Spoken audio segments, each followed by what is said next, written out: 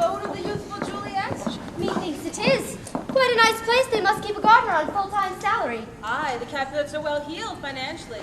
'Tis said 'twill be quite a prize you as the fair Juliet will capture. And dost thou think it will be this young buck Romeo? Perchance it will be, for I'm told through the usual channels of gossip that they are quite smitten with each other. Of course, there is one obstacle. And what, pray tell, is that? Juliet is a Montague, and Romeo is a Capulet. The two families simply don't gel. Feud exists between them. If I wanted a man, I'd never let a little thing like a family feud thwart me. Nay, I'd show them that I was mistress of the situation. 'Tis easy enough to make statements of gossamer-like import, but families have a way of creating more tragedy than our beloved William Shakespeare ever did. That's why I thought I'd stop by on my way to attend to this pound of flesh business to give the immature Juliet the benefit of my legal advice. For 'tis said that love looks not with the eyes, but with the mind, and therefore is when Cupid painted blind, nor hath love any judgment taste, wings and no eyes, figure unheedy haste. And therefore is love said to be a child, because he is, in choice, so oft beguiled. Swell stuff, that verse, thine own. Oh, sayest not so, they are the words of Helena. Helena, dost I know her? Thou shouldst. 'Twas she who had a Midsummer Night's Dream. She's one of Shakespeare's ladies. Ah, the gay-blade Willie Shakespeare didst have so many girlfriends, 'tis next near impossible to keep them all in mind. Aye, the list is long and celebrated, for he did know the fair sex. But it is well known that there are those in more favor than others. And dost thou know the famous somnambulist, the Lady Macbeth? Aye, 'tis said she certainly gets about in her sleep. 'Tis her troubled conscience that bothers her so. She is a bloody creature, but it is well known that she is one of Shakespeare's favorites. And then there is the fair Rosalind. An over-sentimental and arch-female given to the wearing of male attire. The matter of attire is as you like it. Ah! And dost thou know the story of Hermione and Perdita? A dreary winter's tale, lacking the gusto of my fiery relationship with Petruchio. And hast thou ever wondered what might happen if the merry wives of Windsor got together with the two gentlemen of Verona? Me fear to be a comedy of errors. Oh, 'tis whispered about in the most exclusive of circles that our young friend Beatrice hath made a gentleman of Padua a Benedict. A choice bit of gossip. Thou shouldst not repeat such idle chatter, Catherine. You make much ado about nothing. And who, pray tell, loved a story of intrigue better than our Willie Shakespeare? Didst he not create a tempest from the affair of Caliban and Ariel? And what about Desdemona and her handkerchief, or the sorry plight of poor Ophelia? Aye, poor Ophelia, jilted by the melancholy Dane, truly a case of love's labor lost. A sour-faced, gloomy man, that Hamlet, given to soliloquies and filled with quotations. Fancy having to listen to those bromides. Well, then no wonder she has gone mad. Mad? Ha! She's as nutty as a Yuletide fruitcake. But soft, she is nigh. Be not harsh with her, but humor her and cajole her. Aye, she comes, the lady with bats in her belfry. Where am I? Where am I? Can't anyone tell me? Thou art in Juliet's garden in Verona. Hi, Juliet's garden. And is this the fair Juliet? Gadzooks, no! I am Catherine, beloved of Petruchio. I have heard of thee, a woman of bombast and tirade. What sayest thou? Be not afraid, my child. Her bark is worse than her bite. Ah, a quotation. It reminds me of my Hamlet.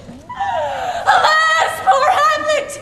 I knew him well, a fellow of infinite jest. As funny as a crutch. Of most excellent fancy.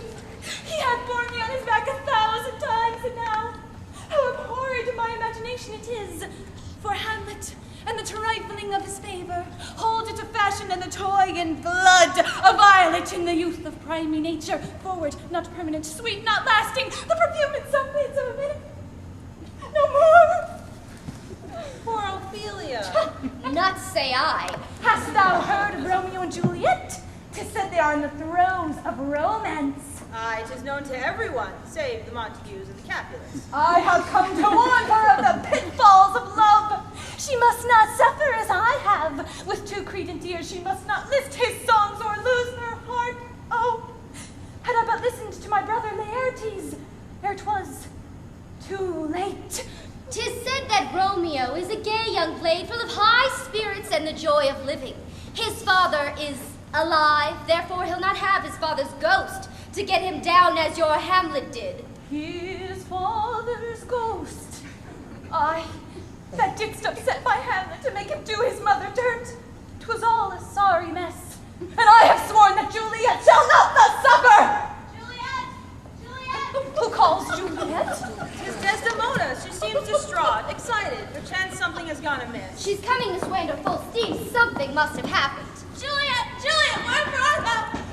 Portia, Catherine, Ophelia, what bringest thou to Juliet's garden? We have come here to offer her advice in the art of love. Methinks 'tis a waste of time. Experience is the best of teachers. Ah, another quotation. Didst Hamlet say that? Thou canst not prove it by me, girlfriend. Juliet needs must profit by the experience of others. My experience with Othello. Oh, what happened? Did tall, dark, and handsome walk out on thee? Nay, 'tis his unwarrantable jealousy. And alas the day, I never gave him cause. But jealous souls will not be answered so. They are not ever jealous for the cause, but jealous for they are jealous. 'Tis a monster begot upon itself, born on itself. So saith my good friend Amelia. Would that heaven could have kept that monster from Othello's mind. 'Tis a soul-searing, heartbreaking thing, this jealousy. I must ascertain from Juliet if Romeo is inclined thus, and if it be so, I must caution her ne'er to wed with him. Aye, for love is but a vain and doubtful good, a shining gloss that fadeth suddenly, a flower that dies when first it begins to bud, a brittle glass that's broken presently. Let's have done with all this philosophizing and call the fair maid Juliet and give her the works. Juliet! Juliet! Who calls? Get thee hence and see! Romeo, Romeo, wherefore art thou Romeo? Deny thy father and refuse thy name, or if thou wilt not, be but sworn for my love, and I'll no longer be a Capulet. She's got it bad. She's wandering in the realms of a romantic fancy. 'Tis a shame to disturb her ecstatic musings. Oh, swear not by the moon, the inconstant moon that monthly changes in her circled orb, lest that thy love prove likewise variable. Moon? Why, 'tis broad daylight. She's raving. Snap her out of it, Portia. Juliet, come out of thy trance. We would speak with thee. Where am I? Thou art among friends, good friends, who have come to bring thee counsel. See, I have brought thee flowers, sweets to the sweet. There's rosemary. That's for remembrance. Hooray, my sweet remember! And pansies. That's for thoughts. I would give thee some violets, but they all withered when my father died. They say he made a good end. Sweet Ophelia, I thank thee for thy gift. Welcome, ladies. Thrice welcome. But tell me, why am I so honored by your presence? We have heard that thou art enamored with young Romeo. Is it true? I, Romeo, the god of my idolatry, my true love's passion. She's off again. But he is a Montague, while thou art... 'Tis but his name that is his enemy.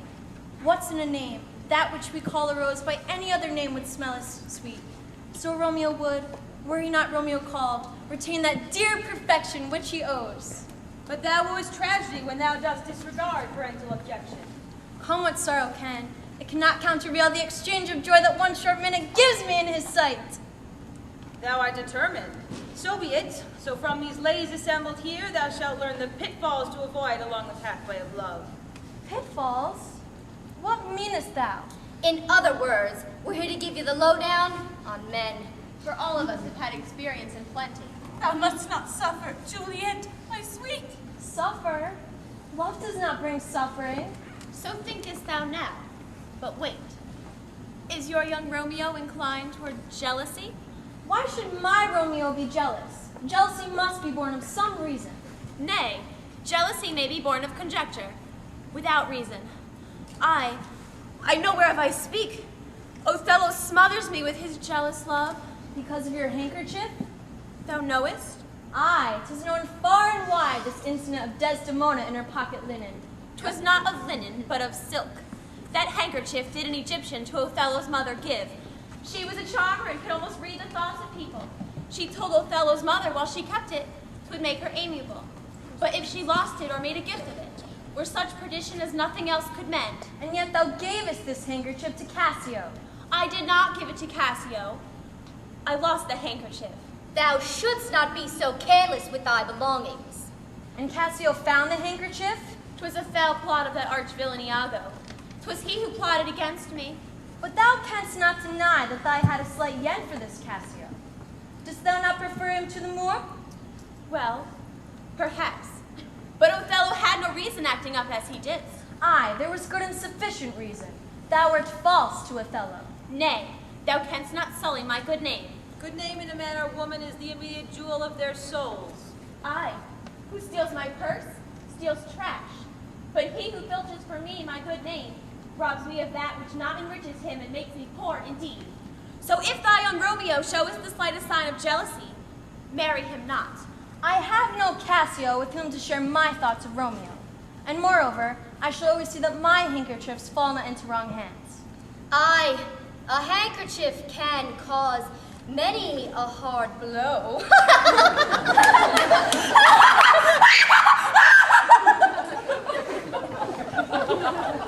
I thank thee, Desdemona, for thy great interest in me, but I profit nothing by thy experience with the Moor.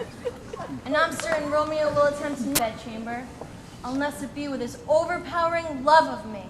Love is merely a madness, and I say to you deserves as well a dark house and a whip as madmen do. And the reason why they are not so punished and cured is that the lunacy is so ordinary that the whippers are in love too. And yet I propose to cure it by giving thee counsel. And prithee tell me, what is thy good counsel? Speak. I'm well aware that the course of true love ne'er ran smooth, and that youth is as a wild hare to skip o'er the meshes of good counsel. Thou art angry. Mark ye well, Juliet, for these hot tempers do leap o'er a cold decree. I am listening, Portia. Proceed with counsel. Art thou certain thou lovest Romeo? What meanest thou? Hast thou not had other suitors? None. Romeo is my first and only love. Then how canst thou be sure of thy love for him? There are none to which you can make comparison. Dost thou have to have a whole bouquet of flowers to be certain of the beauty of one rose? Yea, verily. Thou sayest a mouthful, Juliet. Thou hast had a whole flock of boyfriends, Portia. The Neapolitan prince, the County Palatine, the French Lord Monsieur Le Bon, Falconbridge, the young Baron of England, the Scottish Lord, his neighbor, the Duke of Saxony's nephew, and other. Well, thou hast certainly done all right for thyself, Portia. They are fortune hunters, the whole kit and caboodle of them. Fortune hunters. Aye, they are after your Mazuma. Mazuma? I know. Well, to be more literate, they are after thy dough. Thou art a very wealthy woman. So beware, Portia, or they'll take you for every dime of it. Thou needst not concern thyself, Juliet. I look not with favor upon any one of them. But there is one on whom thou dost look with extreme favor. Meanest thou whom? A Venetian, a scholar, and a soldier that came hither in the company of the Marquis of Montferrat, young Bassanio. Thou knowest of young Bassanio? Aye, full well. Thou thinkest that Bassanio is different from the rest. Well, he certainly got what it takes. Thou meanest that thou hast got what it takes, and that is the long green. Thinkest thou that Bassanio is after my wealth? You said it, Portia, my friend, so go easy. He stumbles who runs fast, and above all, to thine own self be true. And dost thou not follow thine own instructions in affairs of the heart? For 'tis said that 'tis a good divine he who follows his own instructions. I am in no dilemma in which thou findest thyself. I need not a casket theme such as thou dost in the Merchant of Venice to help me through a state of indecision. For there is but one man for me, and he is my Romeo. Be warned, Juliet, that he does not play thee false. I have no fear.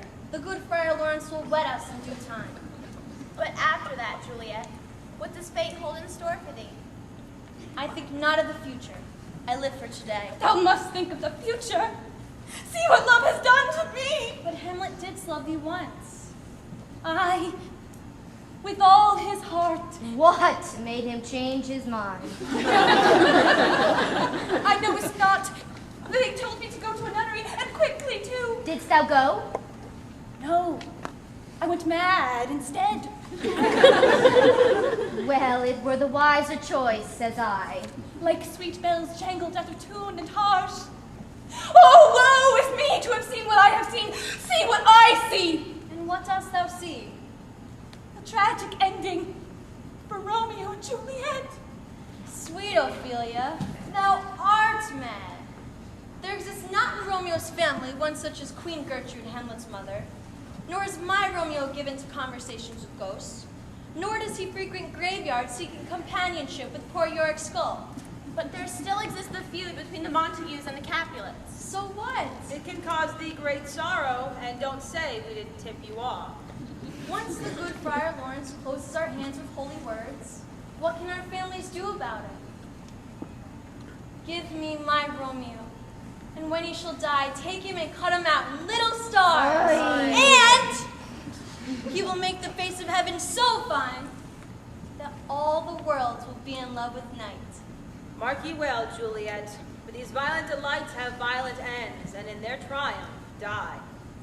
To be or not to be, that is the question. Whether 'tis nobler in the mind to suffer the slings and arrows of outrageous fortune, Or to take arms against a sea of troubles, and by opposing, end them. Well, thou certainly hast a mind of thine own, young Juliet. Aye, Catherine, just as thou hast before Petruchio tamed you. Oh, thou knowest The about... taming of the shrew? Who doesn't? Well, then a word of advice, young Juliet. Move! Don't let Romeo get too bossy. There is no need for thy warning, Kate. Kate? For that's your name, I hear. Well, you have heard, but something hard of hearing. They call me Catherine, that do speak of me. You lie. In faith, you are called Plain Kate, and Bonnie Kate, and sometimes Kate the Cursed. Good reason hath Petruchio for taming you, you wasp. If I be waspish, best beware my sting. I'd pack a powerful sock! Thou wouldst not sock me as thou didst Petruchio, for he has removed thy sting. 'Twas known far and wide that thou had a bad temper and a scolding tongue. 'Twas said you were rough and coy and sullen. Thou art headstrong and determined. Nay, I have but the courage of my convictions, but I am sweet-tempered and mild, and my tongue is sweet with honeyed words. But in thy case, if thou hadn't been toned down, thou wouldst have remained an old maid, and thy sister, Bianca, would have remained unwed, for thy father, Baptista, had to get you off his hands before Bianca could wed. how dare you? 'Tis the bitter truth I speak. 'Tis a well-known fact to all of Willie Shakespeare's followers. When thou gettest hot under the collar, 'tis but a feeble echo of thy former self. Unknit that threatening, unkind brow, and dart not scornful glances from those eyes. It blots thy beauty, as frostbite the meads, and in no sense is amiable. Thou art telling me in mine own words. Go on. A woman moved is like a fountain troubled, muddy, ill-seeming, thick, bereft of beauty, and while it is so, none so dry or thirsty will deign to sip, or touch one drop of it. Thy husband is thy lord, thy life, thy keeper, thy head, thy sovereign. I am ashamed that women are so quick to offer war when they should kneel for peace, or seek for rule, supremacy, and sway when they are bound to serve, love, and obey. Truly, Petruchio has tamed a cursed shrew. 'Tis a wonder she was tamed so. Well, you don't know Petruchio as I do. Oh, what a man. What is this strange sound that falls on my ear? Pretends 'tis my Hamlet, come back to me. Not a chance, Feely. That guy's gone forever. A strange female approaches. Dost thou not know who she is? Nay. 'Tis Cleopatra, the serpent of the Nile. Hi, Julie. Welcome, Cleopatra. I don't believe you know my friends. Can't say I do. This is Ophelia. Tomorrow is St. Valentine's Day. All in the morning betime, and I am made at your window to be your Valentine. Slightly screwy, I take it. Aye, she was jilted by Hamlet. Well, I've gone nuts over many a man. Seems to me I've heard of your Hamlet.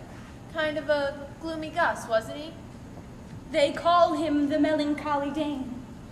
What's the matter? Couldn't you snap him out of it? You know, make a little... Madam! Too bad I never met him. I'd have woken him up. Assume a virtue, if you have it not. Methinks the lady doth protest too much. Who's this? She is Catherine the Shrew, whom the man Petruchio tamed. No man's ever tamed me. Yet. Tell me, Kate, what's it like to have a man wear the pants? Very satisfying. I must look up your Petruchio. You keep away from my man, you siren! Careful, Catherine. Let not jealousy get the better of thee. Remember, ruin my own romance. Did you have a jealous guy? I, my Othello. Othello.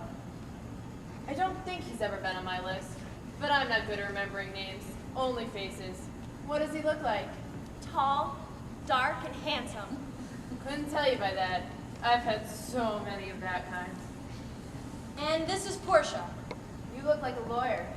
Doctor of Laws. I may need you in my business. My Antony's gone off and gotten himself married, and I have a darn good notion to sue him for breach of promise. After I'm through with this Shylock business, come and look me up and we'll talk it over. I'll do that little thing. Now, Julie, what's all this I hear about you? I know not what thou meanest. Thou knowest darn well what I'm talking about. They say you have a boyfriend, and your romance is sizzling. I, my Romeo. Is that his name? I, such a sweet name. Not bad, full of romance and things. Tell me, what does he look like? Deal not in generalities, but go into detail. He has a lean cheek, blue eyes. He is tall, slender, graceful, an unquestionable spirit. He is constant, loving, true, devotion itself. He has the soul of a poet, the fire of a musician, the bravery of a soldier, and every requisite of a great lover. Where did you meet such a man? Here in Verona. Must come here more often.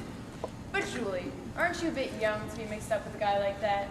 Age is counted not by calendar years, but by wisdom.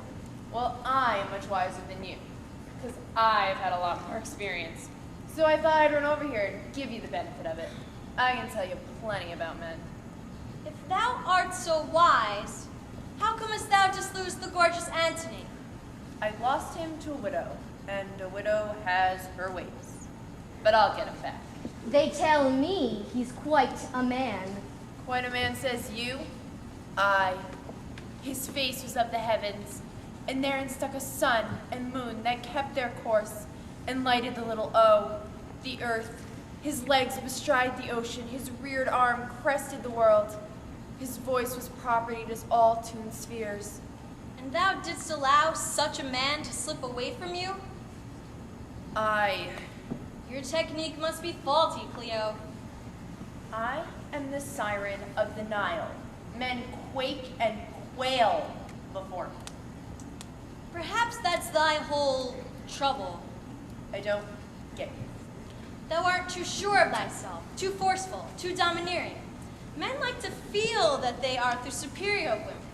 They like to suppose that they are the master sex. Thou needest a Petruchio to tame thee. Haha, and how? I am the queen of Egypt. And thou wouldst never let Antony forget it. While this Octavia probably made him feel that he was in every way her superior. Perhaps you have something there. Aye, in truth I have. So the next time an Antony comes into thy life, forget that thou art a queen, and remember that thou art first a woman. And another thing, stop being a siren. Men do not like a woman who has playing around qualities. So you never cast a roving eye at anyone but Romeo? Never. Romeo is my first, last, and only love. I have made a thorough study in the arts of love, and I am determined that the romance of Romeo and Juliet shall go down in history as the most perfect romance of all time. But what about the ending? We shall end our romance together. Will it be a tragic end?